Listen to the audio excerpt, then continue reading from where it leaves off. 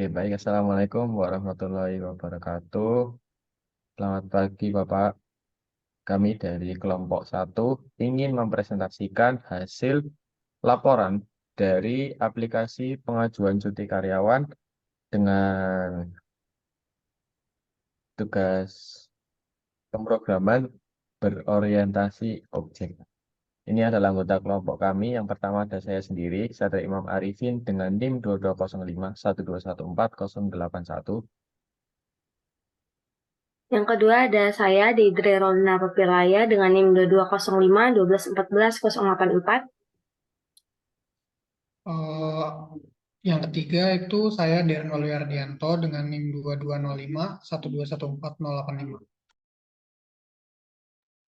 Yang keempat ada Sofil Fuadi dengan NIM 2205 1214102.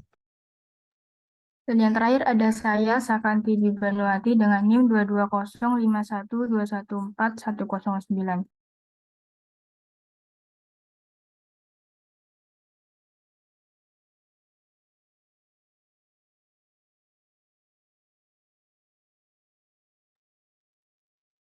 Selanjutnya pendahuluan latar belakang dari aplikasi pengajuan cuti karyawan ini, yaitu dalam era digital yang terus berkembang, pengelolaan sumber daya manusia SDM telah mengalami peningkatan efisiensi dan struktur berkat kemajuan teknologi informasi. Salah satu aspek penting dalam manajemen SDM yang mendapat perhatian khusus adalah pengelolaan cuti karyawan. Hak cuti karyawan merupakan hak yang melekat pada setiap pekerja, memberikan mereka hak untuk mendapatkan istirahat yang layak dari rutinitas pekerjaan mereka. Untuk menjalankan proses ini dengan lebih baik dan efisien, banyak perusahaan saat ini mengandalkan sistem perangkat lunak pengajuan cuti karyawan, karena pengelolaan cuti karyawan adalah komponen penting dalam manajemen sumber daya manusia yang harus diperhatikan dengan serius oleh setiap perusahaan.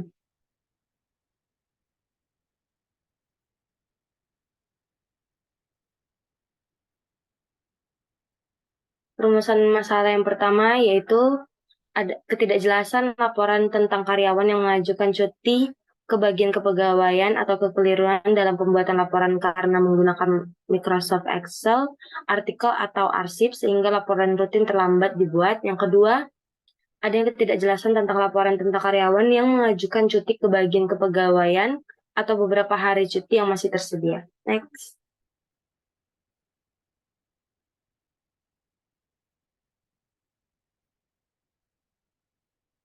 Tujuannya yaitu yang pertama, membuat dan membangun sebuah sistem yang memungkinkan karyawan mengajukan cuti secara online.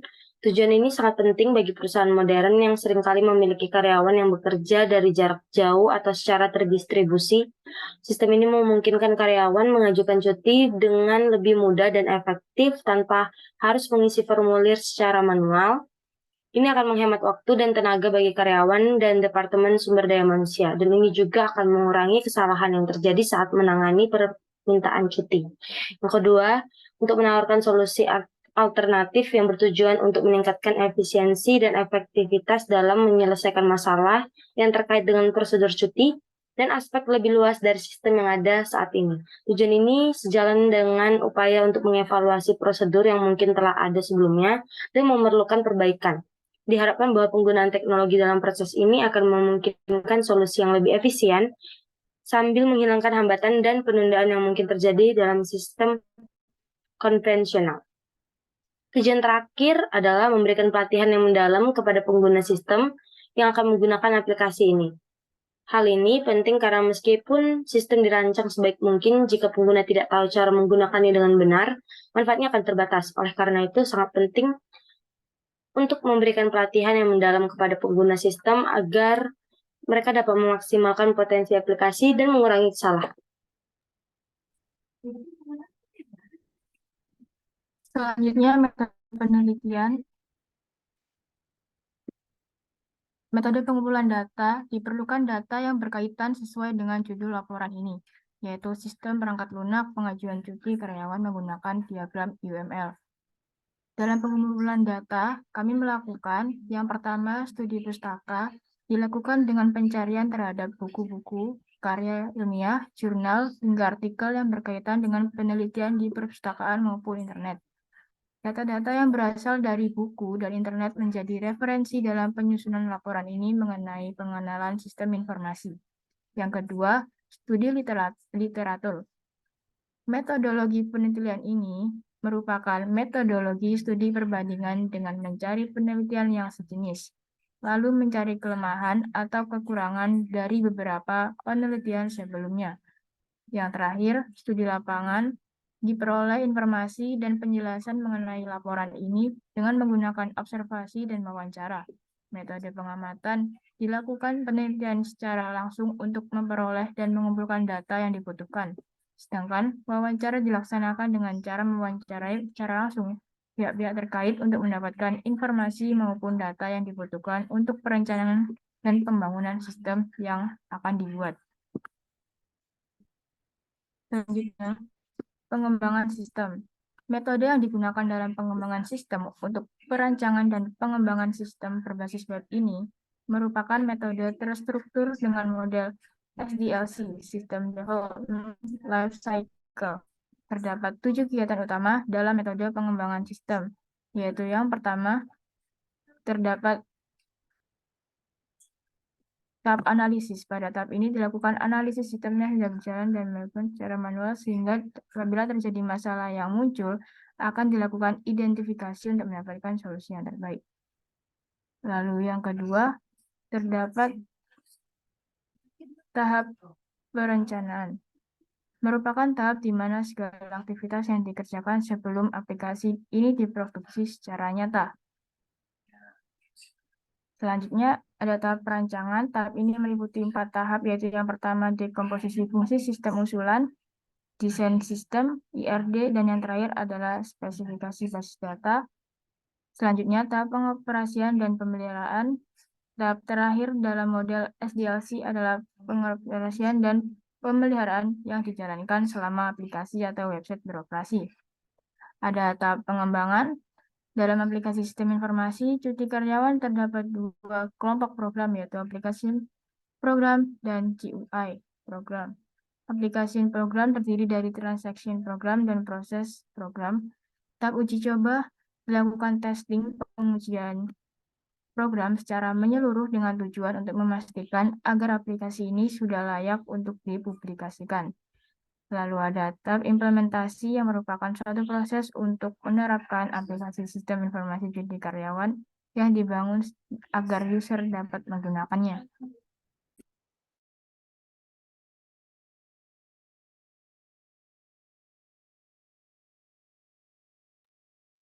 Oke, baik. Selanjutnya ada hasil dan pembahasan. Yang pertama, gambaran umum. Gambaran umum dari aplikasi ini adalah sistem perangkat lunak pengujian cuti adalah sebuah aplikasi komputer yang digunakan oleh organisasi atau perusahaan untuk mengelola dan memproses permintaan cuti karyawan, memudahkan karyawan mengajukan permohonan cuti, dan memungkinkan manajemen untuk mengelola dan menyetujui permohonan tersebut. Sistem perangkat lunak pengajuan cuti membantu organisasi dalam mengelola cuti karyawan dengan lebih efisien.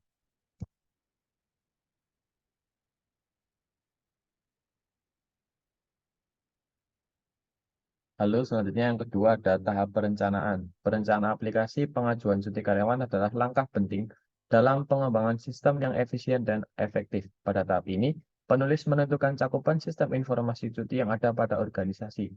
Cakupan sistem dalam sistem informasi cuti karyawan yang dimaksud ada 3. Yang pertama ada data master yang terdiri dari data master pegawai, data master bagian, data master cuti, dan yang terakhir ada data master user. Yang kedua, informasi cuti terdiri dari pengajuan cuti, pembatalan cuti, persetujuan cuti, kepala bagian, persetujuan cuti kepala bagian kepegawaian, status pegawai cuti, dan yang terakhir adalah status pembatalan cuti.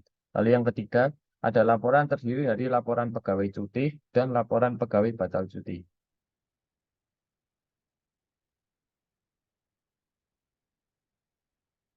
Lalu kita masuk ke tahap perancangan. Pada tahap perancangan ini menggunakan pemodelan UML terhadap sistem pengajuan cuti karyawan dengan konsep berorientasi objek, di mana UML merupakan suatu bahasa pemodelan untuk melakukan spesifikasi, visualisasi, konstruksi, dan dokumentasi objek dalam pengembangan sebuah perangkat lunak. Setelah dilakukan pengumpulan data kebutuhan dan studi literatur dihasilkan hal sebagai berikut. Yang pertama ada use case diagram. Use case adalah rangkaian atau uraian sekelompok yang saling terikat dan membentuk sistem secara teratur yang dilakukan atau diawasi oleh aktor. Pada use case diagram, di samping dapat dilihat bahwa sistem informasi pengajuan cuti karyawan memiliki dua pengguna, yaitu yang pertama ada admin dan yang kedua ada karyawan.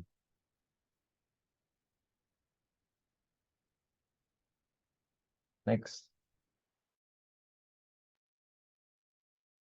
Baik, berikut ini adalah use case diagram yang ada pada sistem usulan. Yang pertama yaitu pada proses login user atau karyawan. Yang selanjutnya yaitu dua proses pengajuan cuti. Terus yang ketiga laporan.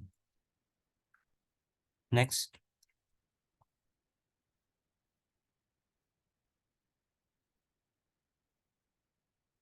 Dua, sequence diagram. Sequence diagram adalah suatu diagram yang memperlihatkan atau menampilkan interaksi-interaksi antar objek di dalam sistem yang disusun pada sebuah urutan atau rangkaian waktu.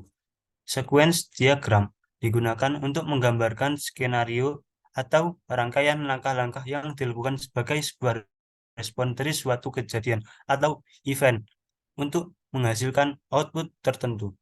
Berikut adalah sequence diagram pada sistem pengajuan cuti karyawan. Yang pertama yaitu sequence diagram login. Partisipan, user, dan admin. Langkah-langkah. User atau admin membuka halaman form login sistem pengajuan cuti. User atau admin memasukkan informasi username dan password lalu klik tombol login. Sistem memeriksa informasi masuk dan mengirim permintaan ke basis data untuk diperiksa. Basis data melakukan verifikasi dan memberikan respon kepada sistem. Jika autentikasi berhasil, user dapat diizinkan masuk ke dalam sistem. Jika autentikasi gagal, sistem akan kembali ke form login. Next. Yang kedua yaitu sequence diagram entry data master. Partisipan yaitu admin. Langkah-langkah. Admin membuka halaman form data master pada sistem pengajuan cuti. Admin dapat memasukkan informasi berupa data pegawai, data cuti, data bagian, data user, sistem memeriksa informasi masuk dan mengirim permintaan ke basis data untuk diperiksa apakah terdapat pegawai atau user yang dimaksud. Basis data melakukan verifikasi dan memberikan respon kepada sistem. Jika benar ada admin, dapat melakukan edit data, batal, dan simpan data. Hasil dari edit dan simpan data, admin dapat masuk dalam file data master. Yang ketiga yaitu sequence diagram entry laporan. Partisipan admin. Langkah-langkah. Admin membuka halaman form data master pada sistem pengajuan cuti. Admin dapat memasukkan informasi berupa data pegawai, data cuti, data bagian, data user. Sistem memeriksa informasi masuk dan mengirim permintaan ke basis data untuk diperiksa apakah terdapat pegawai atau user yang dimaksud. Basis data melakukan verifikasi dan memberikan respon kepada sistem. Jika benar ada admin dapat melakukan edit data, batal, dan simpan data. Hasil dari edit dan simpan data, data laporan dapat masuk dalam file data master. Next.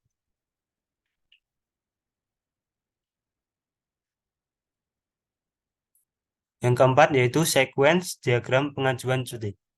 Partisipan. Partisipan, admin atau user. Langkah-langkah. Admin atau user membuka halaman form pengajuan cuti pada sistem pengajuan cuti.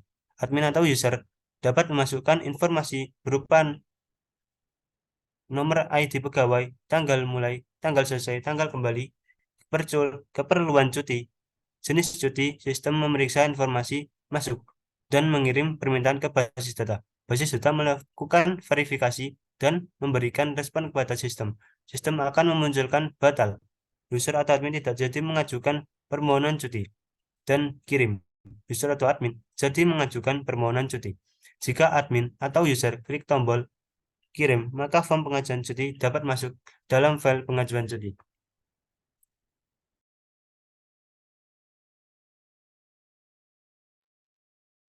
Selanjutnya ada activity diagram dari pengajuan cuti. Yang pertama itu ada activity diagram untuk login.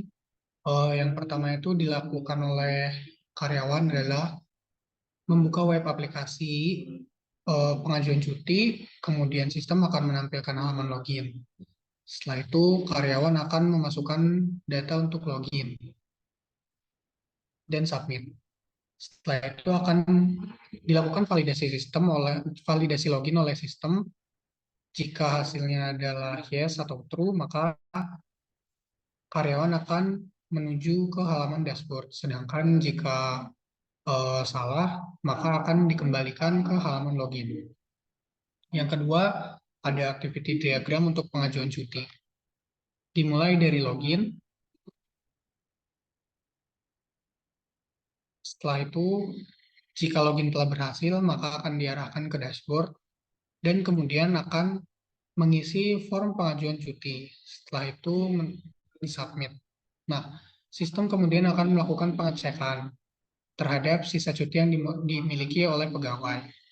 Jika sisa cutinya mencukupi, maka akan diproses form tersebut dan dikirimkan kepada bagian kepegawaian. Setelah itu, bagian kepegawaian akan memproses permintaan cuti dari karyawan. Jika permintaan cutinya diterima, maka sistem akan mengupdate laporan pengajuan cuti ke diterima. Sedangkan jika ditolak, maka update laporan pengajuan cutinya akan ditolak. Setelah itu, karyawan akan menerima hasil laporan dari sistem. Setelah itu, akan selesai. Next.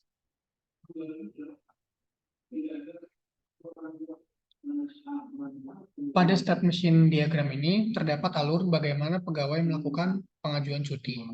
Dimulai dari pegawai yang melakukan login, kemudian mengisi form pengajuan cuti, hingga pada bagian pengecekan. Jika pada bagian pengecekan ini cuti di-approve, maka prosesnya akan selesai. Namun, jika tidak, maka karyawan akan dikembalikan pada bagian yang pengisian form. Next.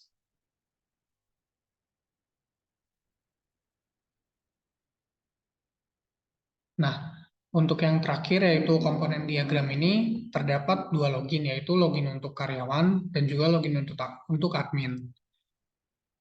Pegawai dapat mengisi pengajuan cuti dan juga melihat persetujuan cuti yang diberikan oleh bagian kepegawaian. Sedangkan pada admin dapat melakukan beberapa hal, yaitu edit untuk data pegawai, persetujuan cuti, dan juga pengajuan cuti.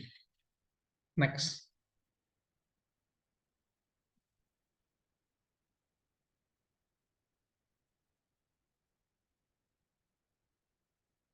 Untuk tahap implementasi, pada tahap ini akan dilakukan tahap yaitu yang pertama memberitahu user atau notify user, melakukan pemberitahuan atau sosialisasi mengenai sistem ini kepada semua pengguna atau user yang akan menggunakan sistem ini. Pada tahap ini hanya dilakukan pengenalan saja dan tidak terlalu mendalam karena keterbatasan waktu dan kemampuan dalam melakukan tahap ini. Yang kedua itu ada melatih user atau user training, yaitu melakukan pelatihan user yang bersangkutan mengenai penggunaan sistem ini yang lebih mendalam.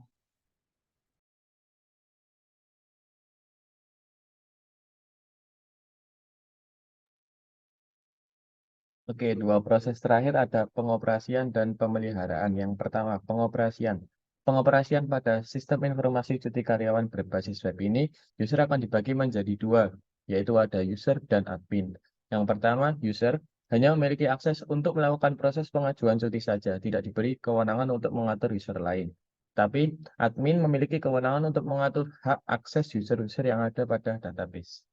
Lalu, selanjutnya yang terakhir ada pemeliharaan. Untuk pemeliharaan sistem ini dilakukan oleh admin, karena admin mempunyai pekerjaan rutin yang harus dilakukan terhadap sistem yang ada. Antara lain, ada 3. ada 4. Yang pertama ada sistem maintenance. Admin memiliki kewajiban untuk melakukan perawatan sistem ini, baik hardware yang mendukung sistem ini atau software. Salah satunya menjaga keamanan, baik dari virus maupun hacker dengan cara memasang firewall dan lain-lain. 2. Backup dan recovery. Admin memiliki kewajiban untuk backup database secara berkala, dilakukan setiap hari setelah jam kerja selesai, dan juga melakukan recovery database terbaru jika terjadi kerusakan pada database. Dan yang ketiga ada sistem modification dan enhancement. Admin memiliki kewajiban untuk memberitahu programmer jika ada kebutuhan untuk penambahan fitur pada sistem. Dan yang terakhir ada sistem dan code review. Review dari sistem ini dilakukan oleh programmer apakah masih ada bug atau kesalahan logika pada sistem ini.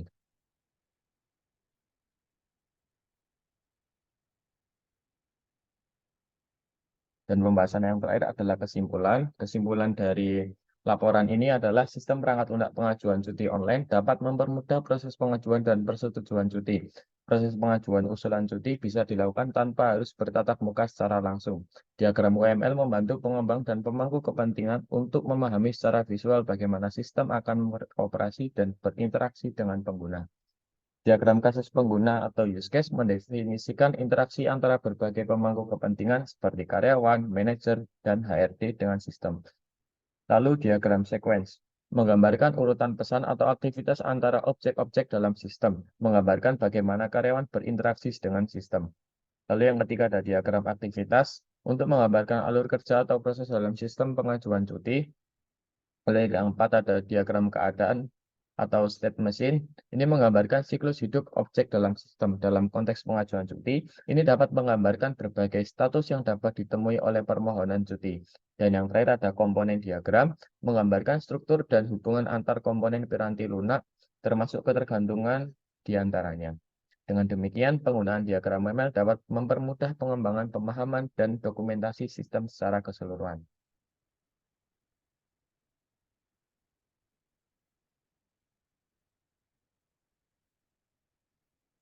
Oke, baik. Cukup sekian presentasi dari kelompok kami. Kurang lebihnya mohon maaf. Wassalamualaikum warahmatullahi wabarakatuh.